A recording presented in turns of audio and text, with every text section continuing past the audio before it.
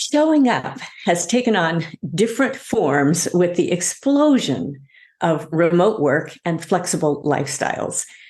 Expectations are all over the map, especially with younger workers. John Neral has a background of showing up every day for work as a middle school math teacher, then coaching coaches in public schools, and ultimately making the leap to start his own coaching practice. The principle of showing up is more valuable than ever in today's economic climate, as well as in personal lives. And we discuss that in today's interview. So stay tuned. This podcast is brought to you by DJ Works Media with resources and ideas for you at mid-career or halftime of life. Check out our online courses where we want you to not only start, but finish. Books available in all versions and songs available for immediate download with sheet music and instrumental accompaniment tracks. Our musicals are family-friendly with great music that's memorable and inspiring. Sign up at goalsforyourlife.com/newsletter for weekly updates. Now to our episode. Well, I'm so happy to have John here with us today. I've done a brief little intro at the beginning of this, but John, welcome. Thank you for being here. Deborah, thank you so much. It's great to spend some time with you and your listeners today. I think this is my first interview with a former math teacher. And I was actually looking at some of your photos and thinking, you just kind of have that sort of, look. I don't really know what the actual look is, but, I'm going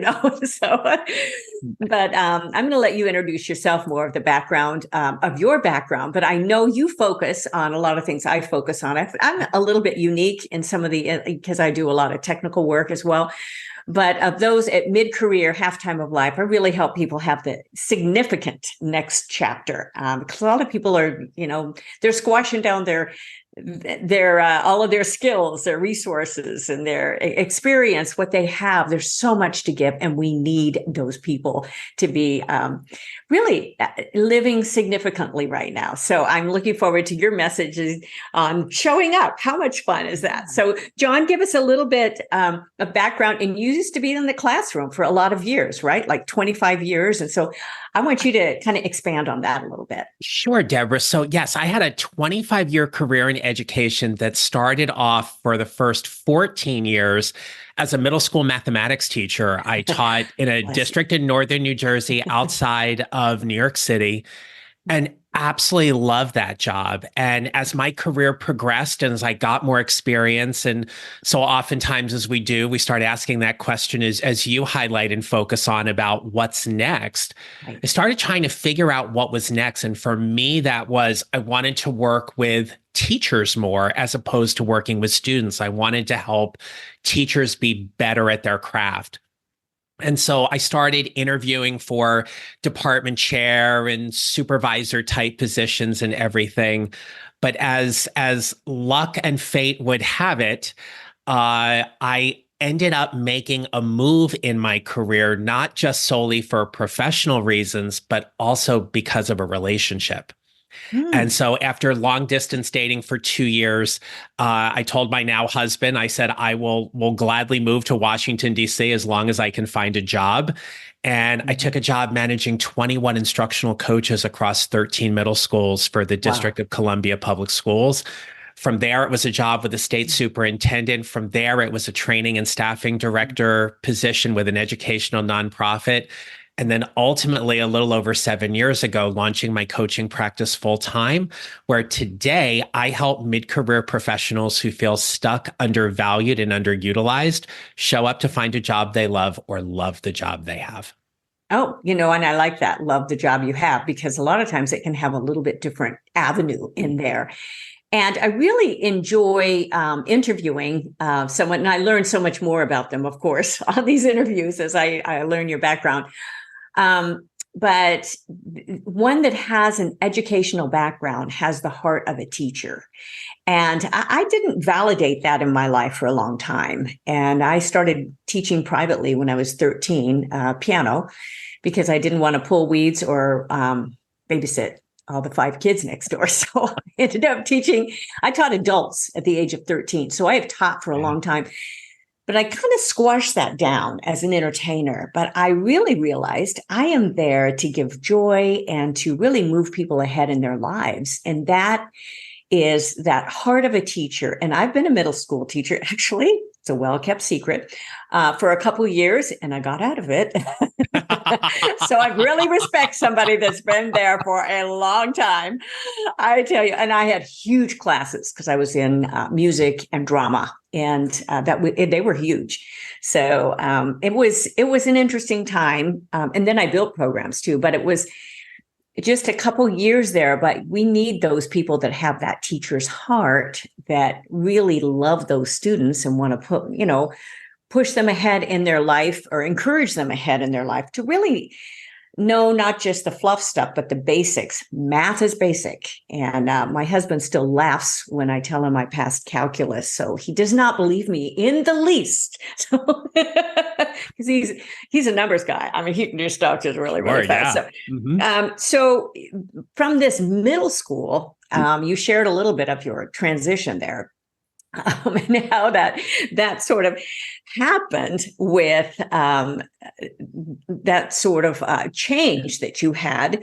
But what was the most difficult point of going from the career change? Because a lot of people go from having that box, and you've got a steady paycheck, you've got all of that going. And all of a sudden, you're going into an entrepreneurial area of, your self-business. And, I've looked through your website. You've got this, thing, your program's going, and your emphasis. It's pretty well branded there. But how was that transition for you all of a sudden when you go from, did you start it as a side business, or what did you do with your coaching? The fact that I had a background in instructional coaching definitely helped. So within the school system, instructional coaches basically help teachers be better teachers. There's a lot of hands-on modeling lessons, conversations with teachers. So I had this background in instructional coaching. It wasn't really until I was working for the District of Columbia Public Schools, where I was managing instructional coaches, and then even more so when I was working for an educational nonprofit, that I started seeing where coaching was shifting or needed to shift, especially when we were having conversations with people about their careers and what they wanted to do. So being the lifelong learner and the educator in me, I wanted to get certified. I found a program. I went through IPEC, the Institute for Professional Excellence in Coaching, which contained about 360 hours of in-person and virtual instruction at the time, including practice hours, to get certified, because I wanted to make sure that I was equipped with the necessary tools and strategies and skills to be an even better coach. What I learned as I was going through that program was that I was able to take a lot of that into my current job at the time.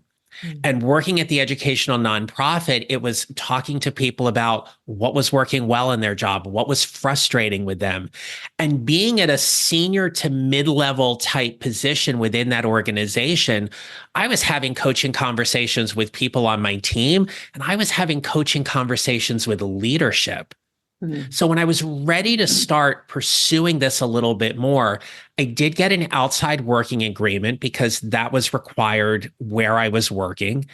And getting that outside working agreement then allowed me, as I often say, it just allowed me to play. So when I would come home and I would have a coaching call, or I would be talking to prospective clients, I could pursue that after my work hours. The problem became I was enjoying that work a whole lot more than what I was enjoying in 9 to 5. Interesting. And I don't know what your background is, but I had no idea, even when I went through school and everything else, what an entrepreneur was. They just didn't talk about Yeah. that. So, Right. it was just different. So, but what a joy too. I have been, because I've done graduate, I've got the degrees, but I've been under teachers that are not on the the mindset of being a lifelong learner. They've got tenure. They're just going to say the same stuff, and they're just waiting out their time. And I like it that you were pursuing those extra hours, and you were committed to that, really, to being the best that you could be. And I think it's really something that's very, very important for all of us at any stage of life. And I talk a lot about technology, and I tell people all the time, the reason that I'm not afraid of tech is because I've wasted a lot of time in it. And it is just, you can get really frustrated in it, and then you figure out what works and what doesn't for you. And because I've been in a field that I've had to deal with tech, there's no other way out. So it's there. And now, you have to be in tech. You have to understand it in many entrepreneurial ventures. So I love it that you did the work, you know? Yes. And one of the things when you talk about tech, I had a consultancy with an ed tech company while I was teaching. So there was 1 year when I was teaching that I essentially doubled my income between various consulting agreements that I had with different companies, plus doing a tutoring business on the side. And I remember sitting there and going, okay, so I love being in the classroom, but I also love this part where I get to work with other companies and gain experiences and exposure. And I worked on a project with a gentleman who created the first ever graphing calculator that to this Wow. day sits in the Smithsonian Institute. So Wow. how does a middle school math teacher like me get that experience? You put Right. yourself out there, you show up, you create these kinds of Yes. opportunities, and I think that also had a big part in driving this entrepreneurial spirit in me as well. And when you talk about, you didn't really start with ground zero. You had some contacts and you pursued those contacts. And I think that's an important principle, drawing out from that when people are saying, well, where do I start? Where do I go? That's why I asked if you started kind of as a side business, because I really encourage people to do that. And I have free downloads on side business. I've got a webinar, I've got a download, to go through all of that. But I think that's so important because I've talked to so many, especially being in the arts. Oh, yeah, I'm just going to go for it. Well, you're going to live in your car the next, however long. If you're not going to, you can work other jobs, and there are a lot in LA that do work other jobs. In fact, they might work another job their whole life because they're still going on auditions and. Yeah. There's a lot of people that are working, but part-time. So you need to supplement. You need to have that waitress job. You need to do the bartending. You need to do whatever to just keep everything going. So I think that's a really, really important principle, and how you built it out and how much you loved it. Because that's another principle with, you want to do at this stage of our lives, especially at, where I'm at, my kids are grown now, and I want to love what I do, and I don't want to quit what I do because I love it. Right. And I feel like, there's a lot more I can be effective on in helping people move ahead in their lives. And so why? I mean, why would I shut that down? It's hard work because I do a lot of stuff, but it's valuable. I've never been afraid of hard work. And I think that's part of your message too, showing up. I mean, you can't be afraid of work. No, and to your point too, there's such value in finding work that you really love. Yeah. And there's nothing wrong with being organizationally or industry loyal and finding a way to carve out that niche where you're like, I'm really happy with what I'm doing. I'm okay with that. At the time we're recording this, and I just posted this on LinkedIn this morning, but this is Pat Sajak's final week as the host of Wheel of Fortune. Amazing. 41 years in syndication, 43 years overall. And sure, he worked about 8 weeks a year doing the job and taping episodes ahead of time. But there's a lot to be said for being in a role that you Right. truly love and Yes. you're okay doing that, that's Yeah. okay too. That's a wonderful thing. And it's not always about the money. It's about, I mean, that's important, but do you need more really? Where are you at in your life? And I think there's a lot to that. And what it does is you just basically, at this point, you want to buy freedom. You want to buy freedom to travel. You want to buy freedom to do what you love. And that's why it's important to look at all of the parts of a business because that's a valuable freedom. And as we record this, I'm recording one too, coming out. This will come out after that, but on our freedoms and what we have in this country, and we have the freedoms to be an entrepreneur. You cannot always do that in every country. That's so You true. just take a little visit and kind of see what that's about. Well, we've all made different mistakes. I've definitely made mistakes. I've put out projects and then figured out how to market them afterwards. Big mistake. Some of those things. How would you have done some things differently and really starting up your business? Because what lessons can you, as a teacher, what lessons can you enlighten us on the listeners for this? There was one thing I could go back and do differently. It would absolutely be to create more content and engage even more in other people's content before launching my business full time. I got caught in this all or nothing type mentality, though, even though I had an outside working agreement, I felt like I wasn't going to go into work and work on my business. I kept things very separate in that regard. But when I look back and I think, gosh, if I had just engaged on people's posts on LinkedIn a little more, if I networked more intentionally, if I put my own content and my own thought leadership out there more than what I had done, I believe I would have found my voice a little quicker and a little sooner, and it would have been stronger in doing that. So if anybody who's listening is trying to figure out what their next move's going to be, I would say just engage. Find ways to engage in whatever particular industry or field that it is you're an expert in and you're pursuing, and find ways to keep adding value so you get to your voice a lot quicker. That's great. That's excellent advice for all of us. And as you say, you're on LinkedIn, and that's one of the more professional, as they say, professional. All of them are a little bit different, but it's wonderful to be able to do that. And sometimes you feel like, well, that's just kind of a waste of time. You're going through and just liking all these things, but comment a little bit. There's kind of groups that I comment on, and because I don't spend a whole lot of time on social media. Go ahead. No, I was going to say, like, to that point, though, is that we know the algorithms on social media are changing constantly, right? And so whatever social media platform people believe their business is best suited for or their ideal client lives at, just get really good at figuring out how to play on that platform. And I know even in the last year, I've seen LinkedIn change so much, but that's how, like, to your point earlier about how we don't want to be afraid of tech. We find ways to embrace it and work with it, and find ways that ultimately allow us to build and grow our businesses, and most importantly, reach the people we want to serve. I could just see the analytical part of you come out in that. I'm going, okay, people are going to go, okay, so how do we find out? How do we find out those algorithms? What do we do? What do we do?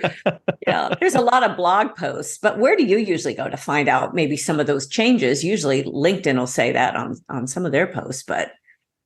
Yeah, there's a couple of people whom I closely follow, and a dear colleague, and I'm also happy to say friend of mine, Rhonda Scher, is just an amazing LinkedIn expert, and I always just rely on her for anything related to LinkedIn, just to kind of touch base and hear what's going on, and being able to follow her. So she's amazing, and I'm just so honored that she's a part of my network, and vice versa. That's neat. Yeah. So it's really the connections. Yeah. And who we have. And I have a lot of those connections with our National Speakers Association. And there's, you find some of those colleagues and just support each other on that. And then, things go from there. So it expands. And I don't do it nearly enough, I have to admit, because I'm always working on some other project, but it's the content, the continuous. I have people contacting me all the time. How do you put out so much content? I said, it's just one step at a time. I have a system, and I have a system.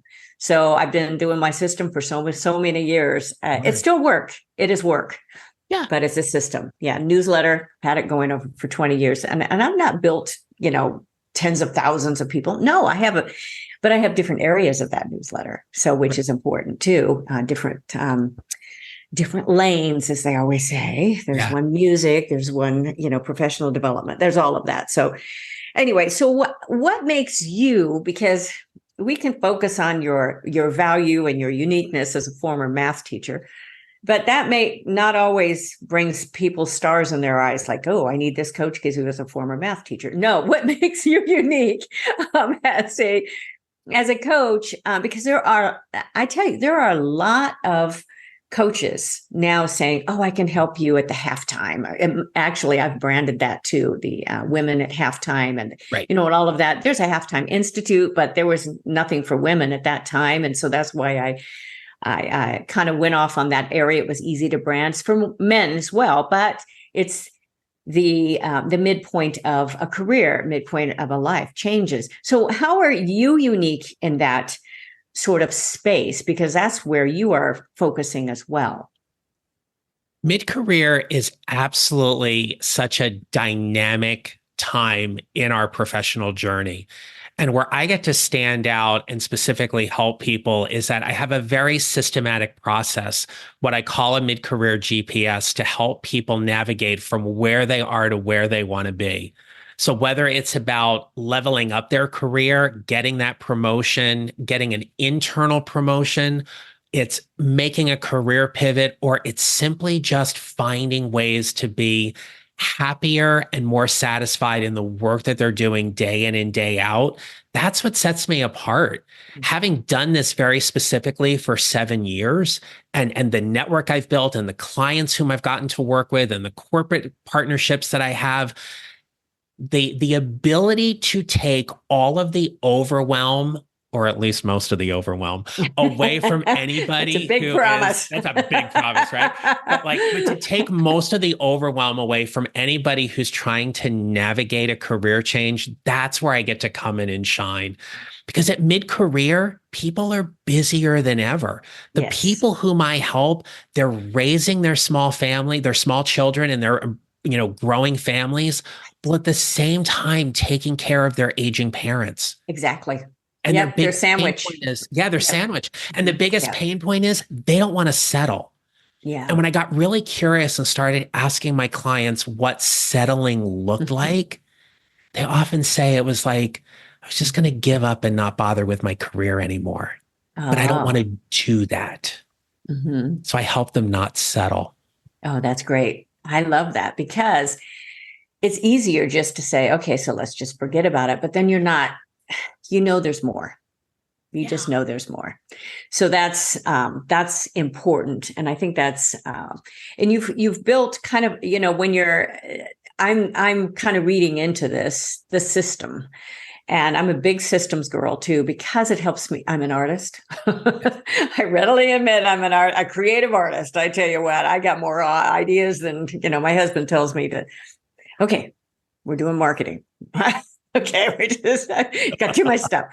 No, he doesn't usually say I have too much stuff. It's just, how are you regulating all of that? So, because I have a lot of residual too. I mean, that's very, very important for me. And I've worked on that for years. But it's how you are able to kind of have an area, have a specific lane. And so, I'm getting out of this, that you have that system, that GPS system. And, there's a GPS girl too.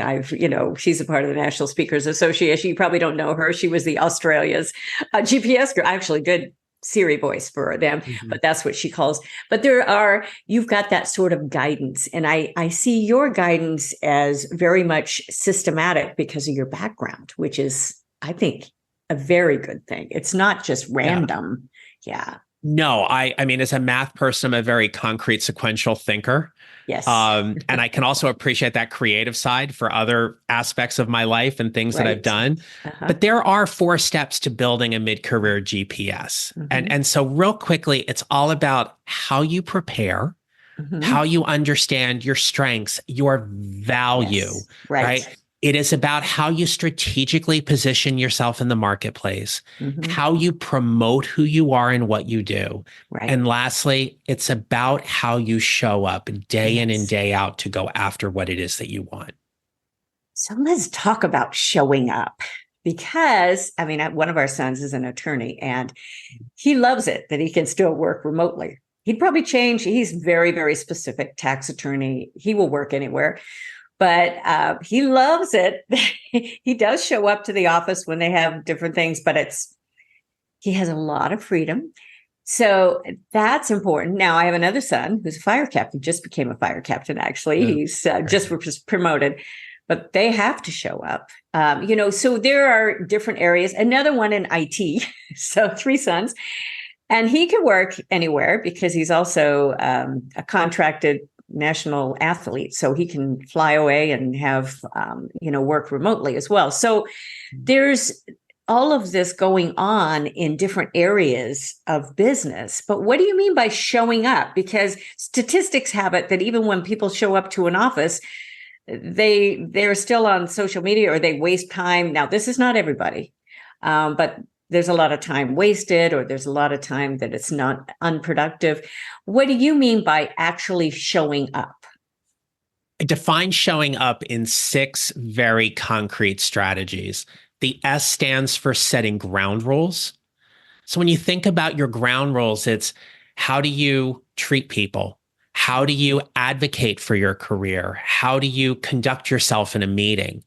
The H is about having intentional conversations. The purpose of having an intentional conversation is to move a relationship forward.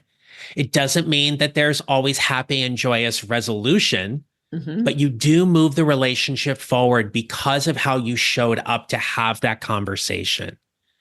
The O is about owning where you are. How happy are you in your career? How good of a leader are you? What's working for you? What isn't? Taking that self inventory to truly look inward about what's working and what's not. Mm. The W is for welcoming new opportunities. So wherever you work, whatever you do, or even if you're currently unemployed or you're considering starting an entrepreneurial route and pursuing a business, Mm-hmm. what are the opportunities in front of you and how open are you to truly embracing them so you can welcome them to see whether or not they're viable for you or not? The U stands for using your genius. We're all good at a lot of things, but Yeah. what are you exceptional at? Your genius is that gift you give to the world that allows you to stand out in your field. And nobody can do the work exactly as you do it. I'll tell you real quickly, Deborah, when I was teaching, my department chair said to me one day, he goes, "Look, John, you're good at what you do." He goes, "God forbid you walk out of this building and get hit by a bus." He goes, "I'm going to have to get somebody in to do your classroom." He's like, "So you're replaceable." Yes. Right. So how do we use our genius in a way that we continually stay at the forefront of where we are? And then lastly, the P stands for protecting and promoting your brand. Yes. Jeff Bezos says it really well, which is your brand is what people say about you when you're not in the room. Right. When I work with people and they're frustrated, they're not getting promoted or they're not getting opportunities at work, I will often ask them, what is their professional brand? They have no clue. So we Wow. go through a branding exercise so they get the feedback they need to inform their decisions moving forward about where their brand may need some work and what they want to do about it. So those are the 6 show up strategies. That's great. I'm glad you covered those. And some of these to remind our audience, some of a lot of your information will be in our show notes, of course, all your contact information. I'm going to have you tell us that in a moment too. But Yeah, and I write articles every week too. And I think that's important. So the links will all be available in our newsletters that come out. I don't spam people, but the articles and our podcasts I promote those every single week. So you can get those updates. Make sure you do. If you heard our trailer at the beginning, you got that link, goalsforyourlife.com/newsletter. But that's enough of that. I want you to tell us what are the best ways to encourage our younger workers? Because we have this generation coming up and younger entrepreneurs with this very important principle of showing up both personally and professionally. Do you have some advice for those, that are just kind of coming up? They're seeing everybody, they're not going to stay in the same job for 30 years like many of our parents, grandparents did. So what would you say to them? What I would say to them is get very clear about who you help, what you help them do, and why that work is important to you. Good. So especially for people who are at the beginning stages of their career or they're navigating through a career pivot, having the clarity about who you help, whether it's an internal stakeholder, it's a particular type of client, we can't help everyone. But the value add that you're going to give to an organization or an industry is going to be based solely on you knowing, here's who I help, here's what I help them do specifically. And what you're going to hold back on and you're going to share as time evolves is why this work is important to you. Right. And so being able to tell those three parts of your story allow you to deliver a very clean and clear message. And when you do that, someone's able to react. So whether it's on a job interview or you're networking, you've given people enough information about those three questions that they can decide whether or not they want to talk to you more, they want you working for them, or they know someone who needs you to help them and they're willing to make that connection. Yeah. Referrals are just the best. If you can do the referral. Yes. Always. Wonderful. But I like the specificness. I like your comment on knowing who our audience is and who are we really speaking to, because we can't speak to everybody. My message is not going to be really well received by many people that would, why would they listen to, a podcast on mid-career, or they're not at that stage of their life. Although a lot of the principles are just very, very valuable. They can be applied any time of life, but it's not going to speak directly to them. But for those that are balancing a lot of life, which I have in raising a family and in ushering our parents to their next steps, there is a lot that I can talk about on there. And bringing in my husband, where we've been married for over 40 years, there's just a wealth of information and experience shared there. So I think that was a very good tip and very important point there. So how do people contact John?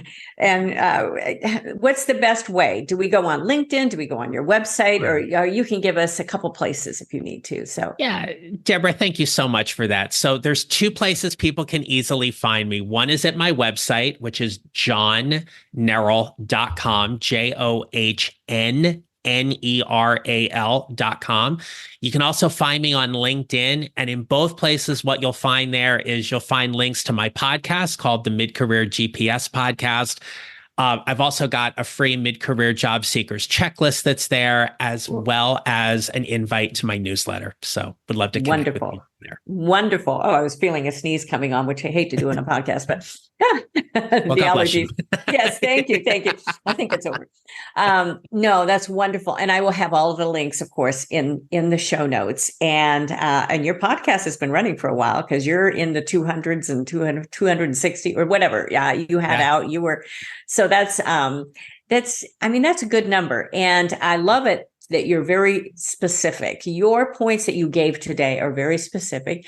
And I wouldn't expect less from a former math teacher. So what is one word of advice that you can give everyone as they've they've hung on this long. You want to leave? One word of advice I would give is connect. Okay. Every day, if you can find ways to connect with somebody and connect in ways that you're either listening to and learning from, or you're connecting in a way to add value and meaning to their life and career. I like that. It's a single word. Sounds easy. Not always easy. But it's not always easy. So yes. Thank you, everyone, for listening today. It was just such a pleasure to have you with me today, John. I love the podcast format. We used to never be able to do this back in those years that I came from, even discovering that I was an entrepreneur. And but I worked a lot of years before discovering that. Then I validated a lot of years I was doing what I was doing. So, but this has been just a wonderful, wonderful time. I love the interview format. It's so much fun to really meet people all over the world this way. So thank you for being with me. Yes. And appreciate that so much. And I encourage everyone again to get on to our mailing list so I don't spam you. It comes really twice a week because I advertise. I have a lot of bonus podcasts as well. So you will get the notices on those, goalsforyourlife.com/newsletter. And you get a lot of the music that I have. I put out free downloads. I put out new videos and new published pieces all the time. I think I could work the rest of my life just publishing music that I've written. So it's a lot. So that's where my husband says, okay, let's just dive this down a little bit. So anyway, well, thank you again. Thank you all for joining me again today. And I will look forward to being with you again next time. Bye-bye for now. Thank you for joining us. It is because of our wonderful listeners like you that we keep going strong week after week. We'd love it if you'd share and follow us to not miss a single show and even write a review. You can also find all of our articles, products, and links at womenathalftime.com.